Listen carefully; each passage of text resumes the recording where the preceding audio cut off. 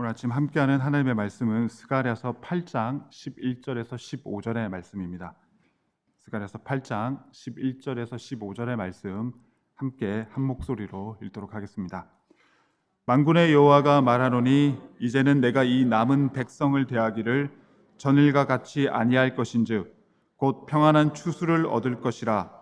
포도나무가 열매를 맺으며 땅이 산물을 내며 하늘은 이슬을 내리리니 내가 이 남은 백성으로 이 모든 것을 누리게 하리라. 유다 족속아, 이스라엘 족속아, 너희가 이방 가운데서 저주가 되었었으나 이제는 내가 너희를 구원하여 너희로 축복이 되게 하리니 두려워 말지니라. 손을 견고히 할지니라. 만군의 여호와가 말하노라. 전에 너희 열조가 나의 노를 격발할 때에 내가 그들에게 재앙을 내리기로 뜻하고 뉘우치지 아니하였었으나 이제 내가 예루살렘과 유다 족속에게 은혜를 베풀기로 뜻하였나니 너희는 두려워 말지니라. 아멘.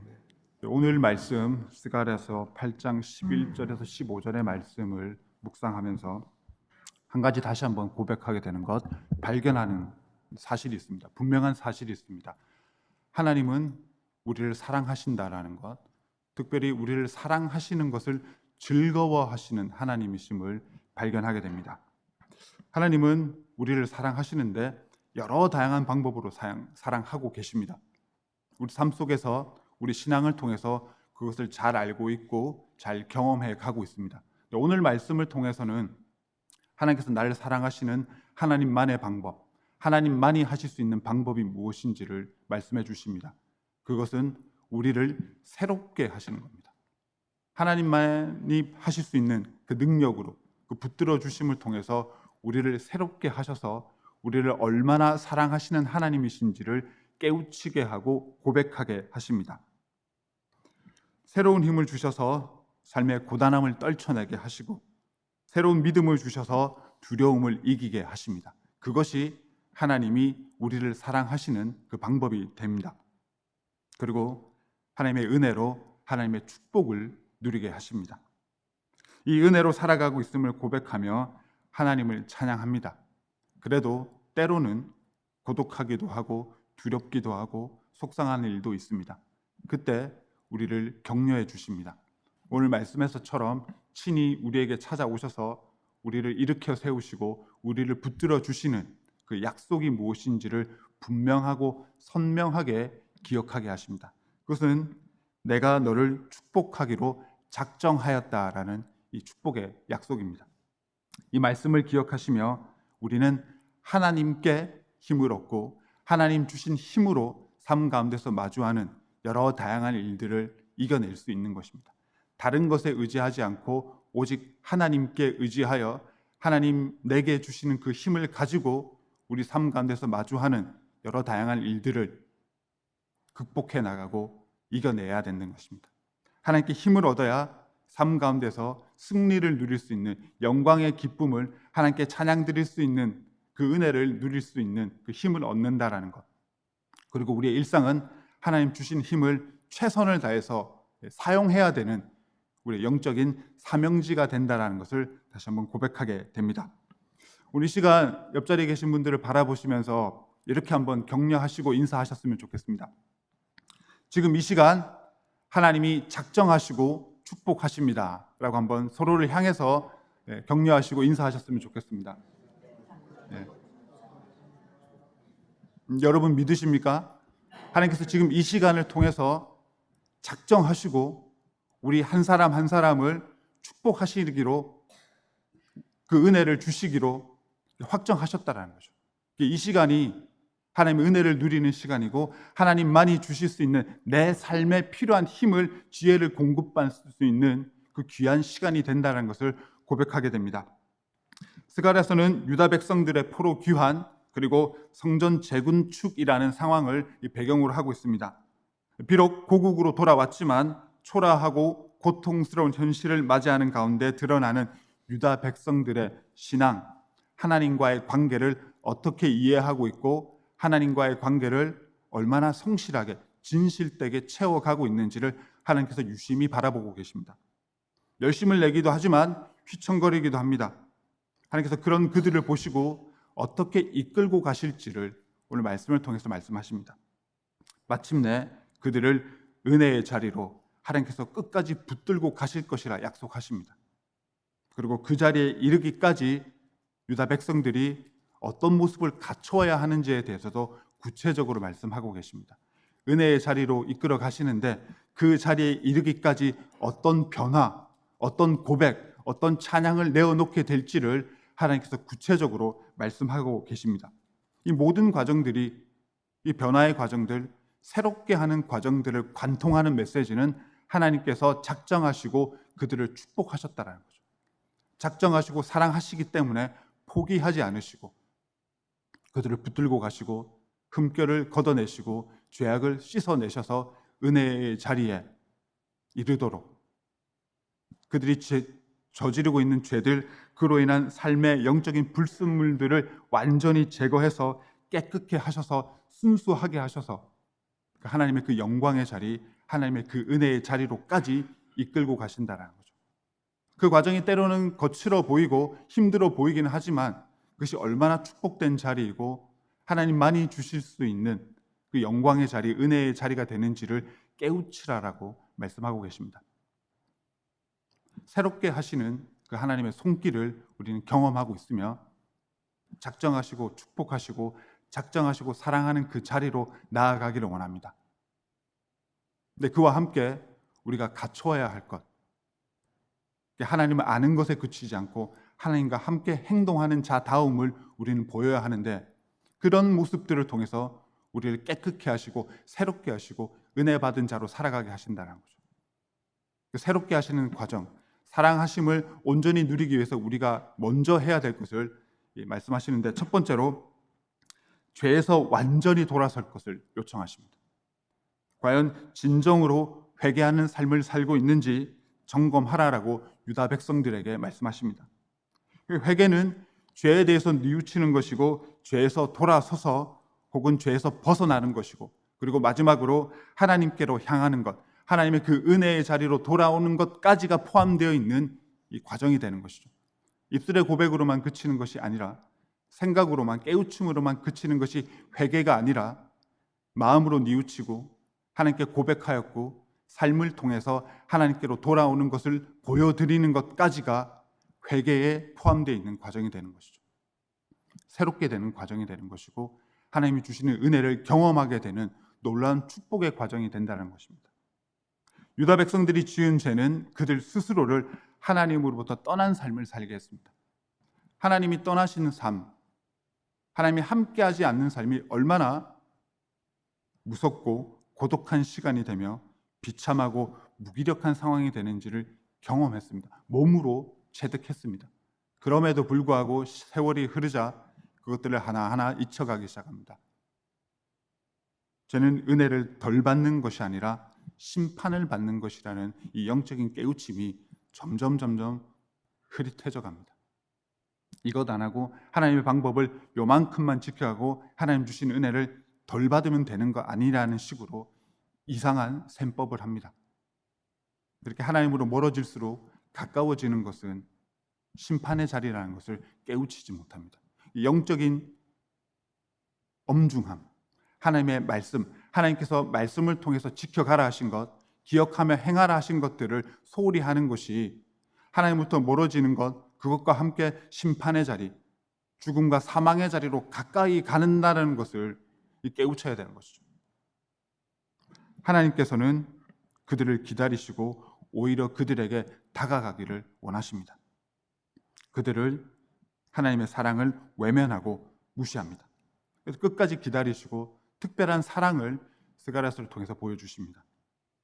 그런 그들을 보시고 죄에서 벗어나 하나님께로 나아오라고, 돌아오라고 말씀하십니다. 그래야 하나님께로 돌아와야 하나님과 함께 하는 것이며, 하나님과 함께 하는 것만큼 우리 삶 가운데서 누릴 수 있는 완전한 평안과 행복과 기쁨은 없다라는 것이죠. 하나님께서 우리를 품어주시려는 이유, 그만큼 사랑하시는 것이고 하나님 품 안에 있을 때 누릴 수 있는 삶의 은혜와 축복들이 오직 그 안에만 있기 때문인 것이죠. 그래서 죄에서 벗어나서 악한 것에서 돌아서서 하나님께로 돌아오라라고 말씀하십니다. 그것을 가장 먼저 첫 번째로 그들에게 요청하십니다. 스가랴 1장 3절의 말씀에 그들에게 요청하십니다. 너희는 내게로 돌아오라.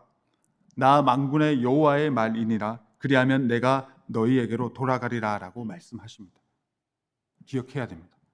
하나님으로부터 멀어지고 있는지, 하나님께로 가까이 가고 있는지.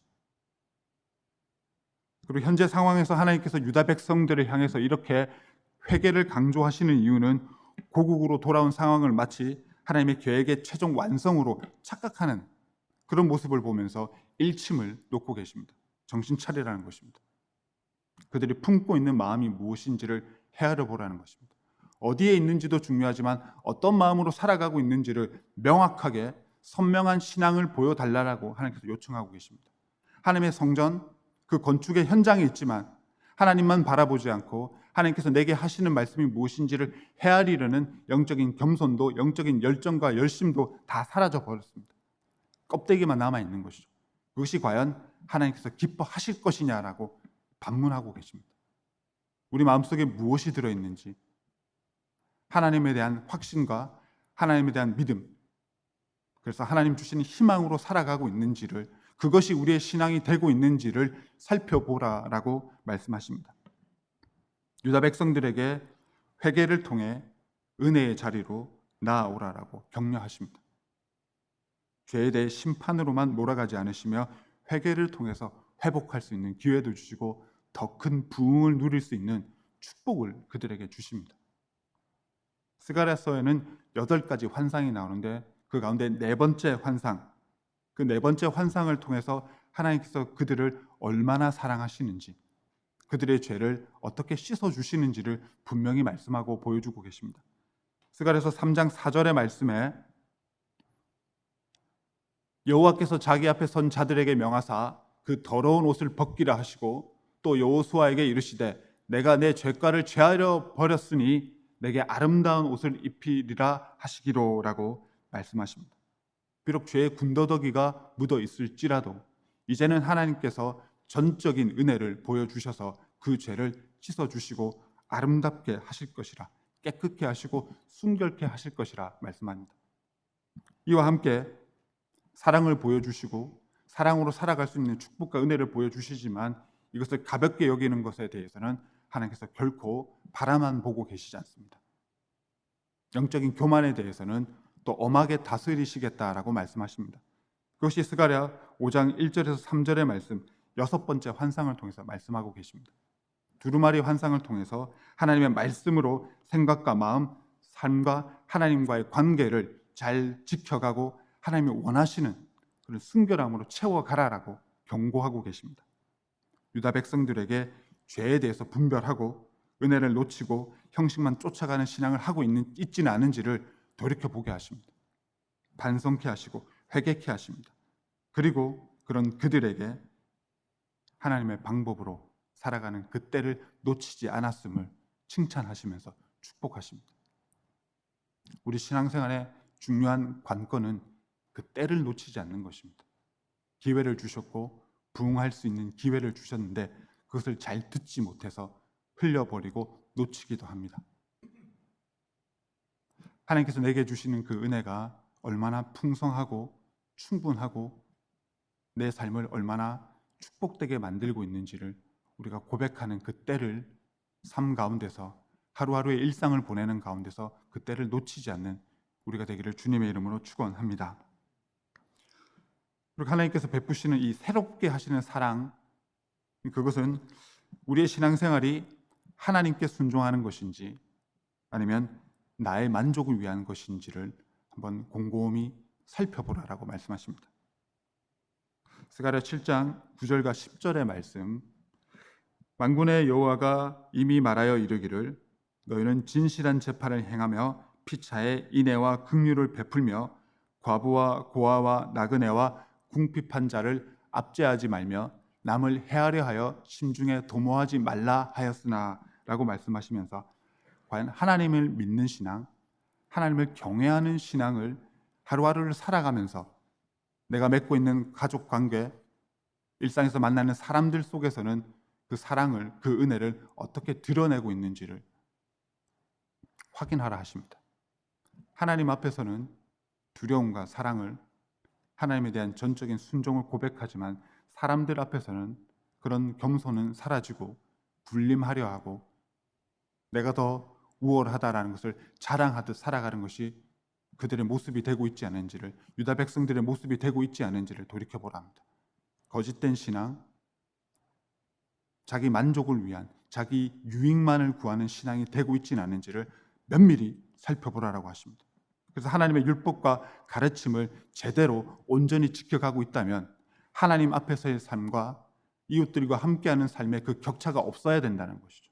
언제나 겸손할 줄 알며 언제나 친절과 사랑으로 모든 사람을 공평하게 대하는 것이 하나님을 제대로 믿는 사람이며 하나님에 대한 확신과 하나님에 대한 경외감을 갖고 살아가는 사람의 특징이 된다라는 것을 말씀하고 계십니다. 형식만 따지고 보여주긴 신앙, 그것으로만 만족하고 있는 것이 어느새 유다 백성들의 신앙이 되고 있지는 않은지를 살펴보라 경고하십니다. 스가랴 7장에서는 5월 금식에 대한 논란이 있습니다. 예루살렘 성전이 파괴된 그것을 애통해하며 기념하며 5월을 금식하며 보냅니다. 이제 포로 시절에서도 그리고 포로 귀환 시절에서도 포로 귀환 이후에서도 계속 지켜오던 이 금식인데 이제 성전 재건이 제법 진행이 되고 절반 정도 이루어지자 과연 이 금식을 지켜가야 할 필요가 있느냐라고 이제 논란이 일어나기 시작합니다. 이런 모습을 보시면서 하나님께서 그들에게 질문하십니다. 너희들이 보였던 지금까지의 과연 신앙이라는 것, 그 금식을 통해서 보여주고자 했던 신앙이라는 것은 과연 하나님을 높이고 하나님을 기쁘시게 하는 순종이었는지 아니면 너희 자신을 드러내고 너희의 만족을 추구하는 욕심이었는지를 한번 살펴보라라고 말씀하십니다. 질문하십니다. 7장 5절의 말씀을 통해서 그들에게 강하게 질책하시고 질타하십니다. 온 땅의 백성과 제사장들에게 이르라. 너희가 70년 동안 5월과 7월에 금식하고 애통하였거니와 그 금식이 나를 위하여 한 것이냐라고 물어보십니다. 하나님의 심정이 어떠했을지를 바라보게 됩니다. 극심한 고통 속에서 포로 시절, 그 비참하고 무기력한 시절을 겪어가면서 하나님 한 분만이 나의 도움이 되신다라고 그렇게 애통한 심정으로, 간절한 심정으로 하나님을 기념하였고 하나님께 의지하였던 그 모습이 정말 진실이었냐라고, 참된 것이었냐라고 물어봅니다. 상황이 바뀌자 생각도 달라지고 상황이 바뀌자 태도마저 달라지는 이들을 보시면서 하나님께서 물어보십니다. 그 모든 것들이 과연 하나님을 위한 것이었느냐, 이 두 번 물어보십니다. 거듭 강조해서 물어보십니다. 마음에 들어있던 것이 무엇인지를 꿰뚫어 보시면서 하나님께서 확인하십니다. 하나님 앞에 하나님의 이름으로 하나님께 간구했던 그 모든 것들이 누구를 위한 것이었냐라고 물어보십니다. 너희를 위한 것이었는지 나를 위한 것이었는지를 분명하게 대답해 보라라고 말씀하십니다. 무서운 질문이죠. 부끄러운 질문이기도 합니다. 과연 그러했는가라는 것. 우리에게도 동일하게 적용해 볼 수 있습니다.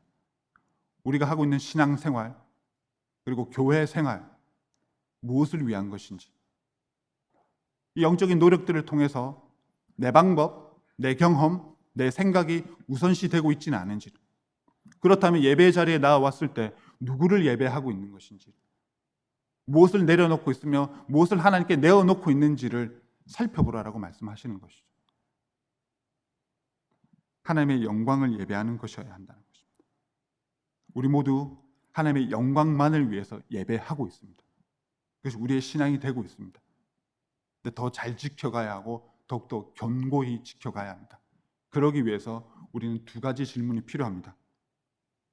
우리의 지금 모습이 하나님 보시기에 어떠한가라는 것.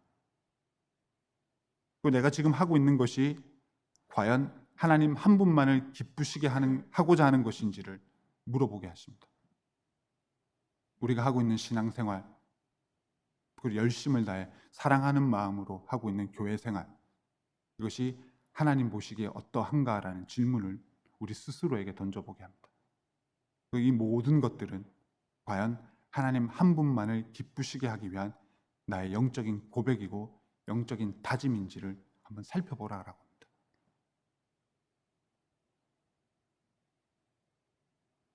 죄에 대해서 민감하게 반응하고 민감하게 부끄러워할 줄 알고 죄에서 벗어나고자 죄를 씻어내고 떨쳐내고자 노력하는 그 모습을 하나님께서는 기뻐하십니다. 그렇게 하나님의 말씀으로 기도 가운데 우리 스스로를 새롭게 하려는 노력들 하나님께서 기뻐하십니다. 그리고 하나님 한 분만을 예배하는 삶, 하나님 한 분만을 의지하며 살아가며 하나님의 사람임을, 하나님을 예배하는 자임을 지켜가려고 노력하는 것, 그렇게 새로운 영성으로 살아가려고 노력하는 자들을 하나님께서 기뻐하신다는 것을 오늘 말씀을 통해서 우리에게 일러주고 계십니다. 잘 해오고 있습니다. 잘 해오고 있는 것을 더욱더 잘하고 또 신실하고 진실하게 지켜나가고 이어나가기 위해서 우리는 또 부단히 노력해야 됩니다. 이쯤 하면 되지 하는 순간 주저앉게 됩니다. 그러면 가야 할 길이 한참 남았음에도 불구하고 다시 일어나서 힘차게 나아가야 할 그 힘을 내기까지 또 힘이 듭니다. 날마다 기도하는 것, 날마다 하나님의 이름을 부르며 내 생각에 내 마음에 무엇이 들어차 있는지를 살펴보고 씻어내야 될 것은 씻어내고 새롭게 채워야 할 것은 채워가는 것, 그것이 그리스도인의 삶이 되는 것이고 그것이 새롭게 살아가는 그리스도인의 삶이 되는 것입니다. 지금까지 날마다 필요할 때마다 새롭게 살아오고 있습니다. 더 큰 은혜를 간구하시며 새로운 지혜와 새로운 능력을 간구하시면서 날마다 새로워질 수 있는 그런 하나님의 복되고 하나님이 잘한다 칭찬하시는 그런 귀한 충성된 종으로서의 삶을 살아가시는 우리 모두가 되실 수 있기를 주님의 이름으로 기도하고 축원합니다. 이제 하나님께서 우리를 사랑하시는 그 축복, 작정하시고 사랑하시고 축복하시는 그 마지막을 보여주십니다. 마지막에 우리가 갖추어야 할 모습이 무엇인지를 말씀을 통해서 들려주십니다. 이제 손을 견고히 하라라고 당부하십니다. 성전 건축을 재개한 지 한 달쯤 지난 시점에서 유다 백성들에게 주신 말씀입니다. 스가랴 8장 13절의 말씀입니다. 책망과 권고, 계획과 희망을 다시 발견하면서 성전 건축을 힘차게 다시 시작했지만 상황은 만만치가 않습니다. 상황이 그다지 달라 보이지 않습니다. 황폐한 땅은 그대로고 주변의 적들의 위협은 여전히 존재합니다. 그들을 움츠러들게 합니다. 그리고 이런저런 이유들, 먹고 사는 것에 연연하고 걱정하는 그 일상의 모습들이 그대로 남아 있습니다. 지쳐갈 수밖에 없습니다. 하나하나 지쳐가며 그 영적인 기세가 한꺼풀 한꺼풀 꺾여가고 있습니다. 하나님께서 이 상황을 보시고 그들을 일으켜 세워주십니다. 그들과 함께 하시면서 그들을 돕겠다라고 말씀하십니다. 그러면서 하시는 말씀이 손을 견고히 하라라고 말씀하십니다. 너희의 손을 강하게 하라라고 말씀하십니다. 손을 견고히 하라라는 말씀은 마음을 강하고 담대하게 하라는 그런 의미를 가지고 있습니다. 손을 견고히 하라는 이 말씀, 어떻게 우리가 해석하고 우리 삶 가운데 적용해 볼 수 있을까를 묵상해 봅니다. 하나님의 손을 더욱 붙들어야 되는 것이죠. 우리의 손이 견고해질 수 있는 것은 무엇을 붙들고 무엇에 붙들림 바 되느냐에 따라 좌우된다는 것이죠. 상황이 울분이 터지고 분노가 터질 때 주먹을 꽉 쥐어지는 것이 우리의 손을 견고하게 하는 것이 아니고 누군가의 잘못과 실수를 비판하고 놀리듯이 손가락질하는 것이 우리의 손을 견고히 하는 게 아니라는 것이죠. 우리의 손을 견고히 할 수 있는 것 단 한 가지 방법은 하나님을 붙드는 것이라는 거죠. 하나님 한 분만이 나의 도움이 되시고 하나님 한 분만이 나의 구원자 되시고 나의 치료자 되심을 믿습니다. 하나님 나를 도와주십시오. 하나님만이 나를 아시고 나를 도와주실 수 있습니다. 이 고백으로 기도하는 손, 그 손이 견고하고 강한 손이 됩니다. 여러 다양한 상황 속에서 당황하고 허둥지어질 때 허공을 향해서 손사래를 치기도 합니다. 어떤 힘도 어떤 지혜도 받을 수 없습니다. 우리의 삶을 안정되게 하나님의 사람답게 살아갈 수 있기 위한 그 손은 기도하는 손이라는 거죠. 기도하는 손. 한 주간의 삶을 살아오면서 우리는 얼마나 우리의 손을 견고한 손으로 만들어 왔는지를 돌이켜봅니다. 얼마나 기도하는 손이 되었는지를, 하나님을 찬양하는 손이 되었는지를 살펴봅니다. 도움이 필요할 때, 새로운 지혜와 능력이 필요할 때 사람에게 손을 내리는 것이 아니라 하나님을 향해서, 하늘을 향해서 확신과 믿음을 가지고 희망을 고백하면서 하나님께 손을 뻗치는 것이죠. 그리고 손을 모아 기도하는 것이죠. 이것이 우리의 손을 견고히 하는 유일한 방법이 되는 것입니다. 하나님을 기도하고 하나님께 찬양하는 손, 그 손이 우리 손이 될 때 우리 삶의 변화, 우리 삶이 이렇게 새로워질 수 있구나라는 것을 우리는 분명히 고백하게 됩니다. 이것이 하나님의 약속입니다. 상황과 형편을 넘어서서 기도하는 손, 찬양 드리는 손으로 견고히 살아가는 이들을 하나님께서 기뻐하시고 특별히 그들을 작정하셔서 축복하신다 분명히 약속하셨습니다. 기도하는 손, 하나님께 찬양 드리는 손은 그냥 되어지는 것은 아닙니다. 앞선 두 가지 과정이 꼭 필요합니다. 회개할 줄 아는 심령이고 하나님 한 분만 바라보며 하나님 한 분만 기쁘게 해드리는 삶을 살아가겠습니다라고 다짐하는 심령들은 생각지 못했던 상황 속에서 눈물도 나고 걱정도 되고 두려움도 갖게 되고 또 우라통이 터지는 그런 상황 속에서도 손을 모읍니다. 기도만이 견고하게 우리의 삶을, 나 자신을 지켜줄 수 있는 유일한 방법이 되기 때문이라는 것을 우리는 알고 있기 때문입니다. 어떤 상황에서도 하나님 이름 그 한 분만을 부르며 우리 삶의 기쁨을 누리고 찬양하며 손을 하나님을 향해서 올려드릴 수 있는 것이죠. 이 견고한 손이 우리의 손이 되기를 주님의 이름으로 축원합니다. 말씀을 마무리합니다. 지난주 학개서와 오늘 스가랴서를 통해서 유다 백성들이 어떤 모습으로 하나님 앞에서 살아가고 있는지를 봤습니다. 포로 시절을 마치고 하나님의 은혜로 다시 돌아왔을 때 성전 건축을 하고자 열심을 냈습니다. 하나님의 도우심 속에서 가열차게 열심을 냈습니다. 상황이 바뀌어지자, 상황이 여의치 않자 금세 기세가 꺾이고 풀썩 주저앉아 버립니다. 미룹니다. 어느새 잊어버리기까지 합니다. 이 모습을 우리의 모습에 빗대어 볼 수도 있을 것 같습니다. 열심을 다하겠습니다. 고백했고 열심을 다하기를 원합니다라고 하나님께 약속했습니다. 바쁘기 때문에 이런 일들이 있고 저런 일들이 있기 때문에 이래서 저래서 차일피일 미루는 것도 있고 다음에 하지 그렇게 우리 스스로가 그 하나님과의 그 관계를 멀리하게 되는 그런 안타까운 결정을 내리기도 합니다. 그런 우리에게 오늘 말씀을 통해서 일러주시죠. 다 알고 있다고, 함께하고 있다고, 내가 작정하고 너를 축복하고 내가 작정하고 너를 사랑하기로 되어 있다라고, 그것이 너희가 누릴 은혜이고 축복이라고 말씀하십니다. 하나님이 우리를 축복하시기를 작정하고 기다리고 계십니다. 어쩌면 이미 너무나 많은 이 하나님의 사랑과 은혜를 우리는 받고 살아가고 있습니다. 그렇지 않습니까, 여러분? 네. 근데 그렇다면 그런 사람들이 보여줄 수 있는 삶의 고백이 있습니다. 하나님께서 내가 이토록 부족하고 연약하고 죄인임에도 불구하고 나를 사랑하시는구나라는 이 고백을 가지고 사는 사람들은, 하나님께서 남겨두신 사람들, 하나님께서 작정하시고 축복하시기로 한 사람들은 그 삶 가운데서 이 한 가지 소원을 고백합니다. 시편 27편 4절의 말씀입니다. 우리가 함께 읽었으면 좋겠습니다.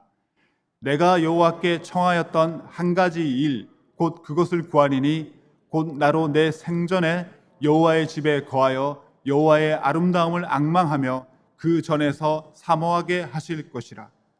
하나님께서 내게 주신 사랑이 너무나 크고 완전하기 때문에, 하나님께서 나를 작정하시고 축복하시고 은혜 주시고 이끌어 주심을 나는 날마다 고백하기 때문에 두려울 것도 없고 부족한 것도 없다는 것을 고백하는 이들은 시편 27편 4절의 고백, 내 평생의 단 한 가지 소원은 하나님 한 분만을 바라보며 하나님 그 이름에 담겨져 있는 그 은혜와 축복과 능력을 사모하며 확신하며 기뻐하며 살아가는 것입니다 라고 고백하는 것입니다. 하나님 그 이름을 부름을 통해서 내가 얼마나 큰 사랑을 받고 있으며 얼마나 놀라운 은혜 가운데 살아가고 있는지를 고백하는 신앙이 우리의 고백, 우리의 신앙이 되고 있는지를 하나님께서 우리에게 물어보십니다. 그러면 어떻게 대답하실 겁니까? 네, 잘하고 있습니다라고 대답하시면 되는 것이죠. 우리 모두 잘하고 있습니다. 그래서 함께 모여 기도하고 함께 모여 예배하면서 서로를 지켜주는 것이죠. 우리 예배 시작할 때 처음 서로를 위해서 축복을 했던 것처럼 지금 하나님께서 작정하시고 축복하신다는 것. 그것이 우리라고, 그것이 우리의 삶이고 우리의 인생이라는 것을 기억하게 하시고 고백하게 하십니다. 내가 이토록 많은 사랑을 받았음을 진심으로 감사하며 찬양하는 마음으로 고백한다면, 그렇다면 우리의 소원은 하나님 그 이름만으로 내 삶은 축복받았음을 고백하는 것이며, 내 평생에 단 한 가지 소원은 하나님을 바라보며 살아가는 것, 그것입니다라는 것이 우리의 고백이 되어야 될 줄 믿습니다. 하나님께서 우리를 새롭게 하셨고 새롭게 하고 계시고 더욱더 새롭게 하실 것입니다. 그 이전에 한 가지 단서를 붙여주셨습니다. 오늘 말씀을 살펴보시면 이제라는 단어가 나옵니다. 이제라는 표현을 통해서 우리의 변화됨, 새롭게 되었음을 확인하시고, 이제 새롭게 되었으니 이제 새로운 축복을 주신다라고 말씀하십니다. 거듭거듭 말씀드리지만 값없이 주신 은혜지만 값싼 은혜는 아니라는 것. 하나님께서 우리에게 요청하신 것들, 바라시고 원하시는 것들 세 가지가 있습니다. 첫 번째, 회개. 두 번째, 하나님을 기쁘시게 하는 신앙. 그리고 기도로 하나님만 붙드는 견고한 손. 하나님만 바라보며 하나님을 찬양하는 이 열린 손. 이 세 가지 모습을 갖추어 감을 마칠 때, 이 세 가지 모습을 갖추어 가기를 노력할 때, 그때 하나님께서 우리 모두에게 이제, 지금, 오늘 우리 각자에게 필요한, 우리 각자가 원하는 그 축복을 주십니다.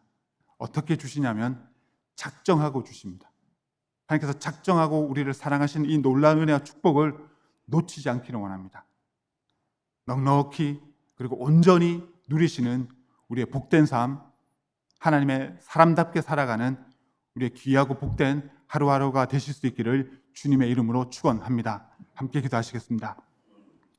아버지 하나님, 많은 것을 주셨습니다. 그래도 여전히 부족합니다. 회개하는 심령을 허락하셔서 죄에서 돌아서서 하나님께로 돌아가게 하여 주시옵고, 하나님 앞에서 하나님을 바라보며 하나님만 기쁘시게 하는 그런 신앙, 구분된 신앙으로 살아가게 하여 주시옵소서. 우리의 손을 경고케 하셔서 하나님만 붙들고 하나님께만 붙들림 바 되어 기도하는 손, 찬양하는 손이 되게 하여 주시옵소서. 이 모습을 통해 이제 하나님께서 주시는, 하나님께서 작정하고 베푸시는 그 은혜와 축복을 온전히 누릴 수 있는 우리들 되게 하여 주시옵소서. 예수님의 이름으로 기도합니다. 아멘.